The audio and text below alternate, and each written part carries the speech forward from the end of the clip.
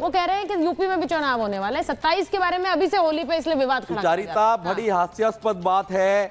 2026 की होली बची हुई है। अगर ऐसा था तो 2026 की होली का इंतजार करते। पर मैं एक बात कहना चाहता हूं, मैं पॉलिटिकल पार्टी से नहीं हूं। होली की पृष्ठभूमि पर अगर जाइए तो किसी को मारने काटने जाति की पृष्ठभूमि वाला कोई बैकग्राउंड नहीं है होली का।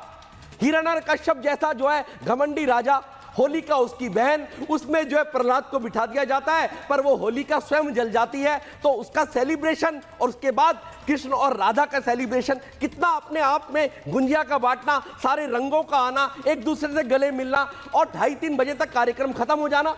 अरे भैया इतनी सी तो बात है, उसमें पॉलिटिकल बातों को उठाकर आप आपस में भिड़वाने की कोशिश कर रहे हैं, तो ये बिल्कुल नहीं है। आप एक डीएम वहां पर कहती है, अंजुम क्या बोलती है कि वो रोक दीजिए आप 12 से 2:30 बजे तक। अरे वाह, क्या दादागिरी है तुम्हारी, रोक दीजिए। सरकारी पद पर रहते हो तुम, ये कैसे कह सकते हो? ईद के लिए क्या जुम्मे की नमाज को रोकने की बात करी? रहते हुए ये कहा जा सकता है कि नमाज करने के बाद पत्थर फेंकते हैं? क्या होली के बाद कहा जा सकता है पत्थर फेंकता है? मुसलमान घर के अंदर होली के बाद क्या किसी की गर्दन काटता है? मुसलमान घर के अंदर रही, ये कहा जा सकता है क्या? सरकारी दादागिरी है। देखिए नहीं, आप बताइए कि सरकारी पद पे ऐसे लोगों पर हुए क्या ये कहा जा सकता है? एक सेकंड, मैं सपोर्ट नहीं कर रहा, एक मिनट, लेकिन जब बयान है तो बयान नहीं। अब मुमताज जी पार्टी अब 2 नावों में सवार होते हैं। पार्टी की बात कर रहे हो। मुमताज जी, मैंने तो सपोर्ट नहीं किया अंजुम को। अरे भाई किसी भी तरह के ऐसे भड़काऊ बयान का सपोर्ट नहीं कर रहा है कोई। अंजुम आरा का सपोर्ट नहीं किया, मैंने पहले किया। आपने लेकिन जब बयान आएगा तो बयान दूसरी तरफ से भी आ गया, तो आप कंडेम दोनों को कीजिए ना, आप एक तरफा कर रहे हो। अच्छा, ये सपोर्ट है? कहाँ सपोर्ट है? आप बोलिए ना। आप भी सपोर्ट कर रहे हैं ना। आप बोलिए ना। मुसलमान क्यों घर में रहे? आप बोलिए ना। क्यों रहे बताइए? वही बात आ गई ना। अगर मैं एक बात कहता हूं, मैं अच्छा नहीं, घर के अंदर नहीं रहे, घर के अंदर नहीं रहे।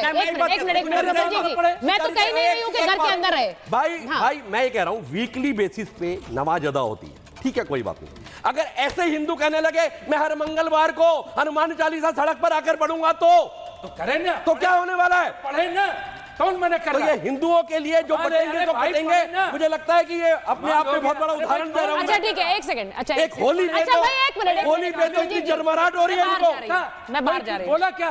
देखिए होली और रमजान को लेकर कहा गया, होली और रमजान। अरे भाई एक सेकंड रुकिए आप दोनों प्लीज, थोड़ा सा डेकोरम मेंटेन करिए डिबेट का। जब एंकर आपसे कह रहा है तो आपको रुकना पड़ेगा भाई, ऐसा थोड़ा ही है कि आप लोग अपनी डिबेट पर्सनल कर रहे हैं।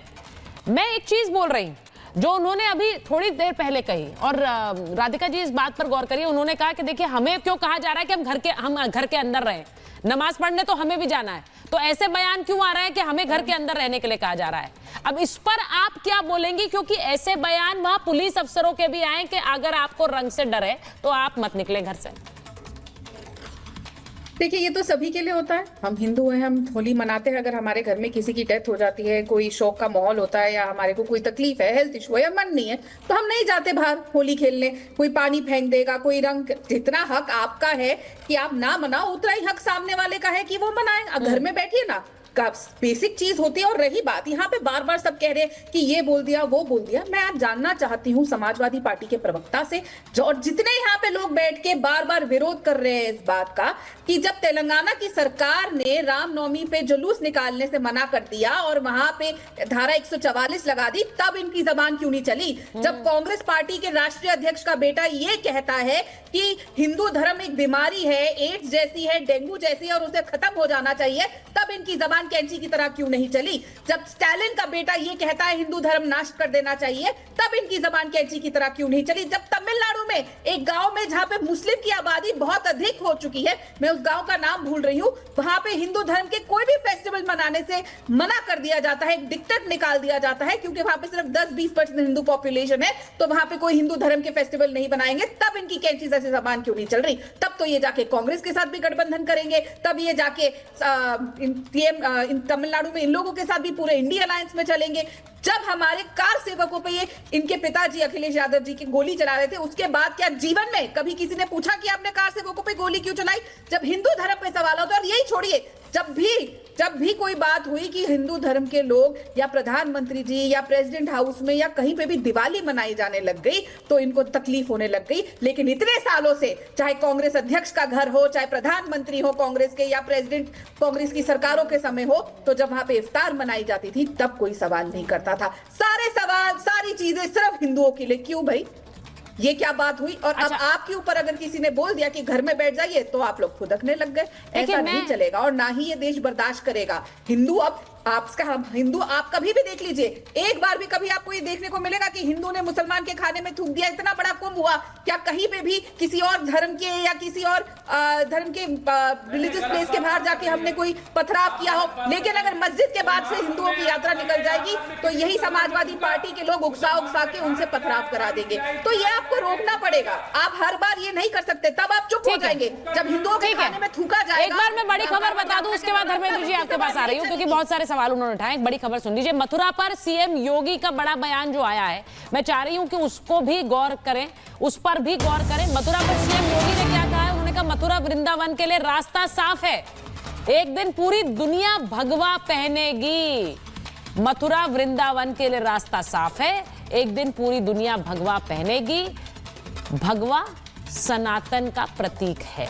अब योगी आदित्यनाथ ने आज जब ये बात कही है तो ये उसी कॉन्टेक्स्ट में क्या देखी जानी चाहिए जब वो बार बार कहते हैं कि आक्रांताओं का इतिहास भुलाकर आगे बढ़िए, क्योंकि आक्रांताओं, आज उन्होंने एक और बड़ी बात कह दी। उन्होंने कहा कोई मुसलमान औरंगजेब नाम नहीं रखता अपने बच्चे का, क्योंकि अगर औरंगजेब रखोगे तो फिर शाहजहां वाला हश्र के लिए तैयार रहना, ये भी कह दिया उन्होंने। उन्होंने कहा ये शाहजहां वाले हश्र के लिए तैयार रहिएगा। ये देखिए अपने आप में बहुत बड़ी बात है। पीएम से मुलाकात करने वाली गए बात, थे, हाँ। तैमूर के वालिद साहब, जिनको पीएम ने भी याद किया था, उनके बेटे क्या नाम है दूसरे का, क्या नाम है? और जो अभी शहीद हुए हमारे मुल्क के लिए, एक मिनट, योगी आदित्यनाथ ने थोड़ी रखा। नहीं, अरे ठीक है, तो हम ये कब कह रहे हैं कि ये रख लें या वो नहीं भाई, वो आक्रांताओं के नाम देखिए, ऐसा है, ऐसा कोई वो नहीं है कि औरंगजेब का नाम न रखने थे और ये, और औरंगजेब का नाम इतिहास में है। नहीं, एक मिनट, अच्छा वो डिबेट नहीं है अभी, हम उसमें जाएंगे तो फिर हम डिरेल हो जाएंगे। अभी हम त्योहार की बात कर रहे हैं, मुझे धर्मेंद्र जी के पास जाना है। एक मिनट, हाँ बात, भगवा पहनाने के लिए मुख्यमंत्री तो बने नहीं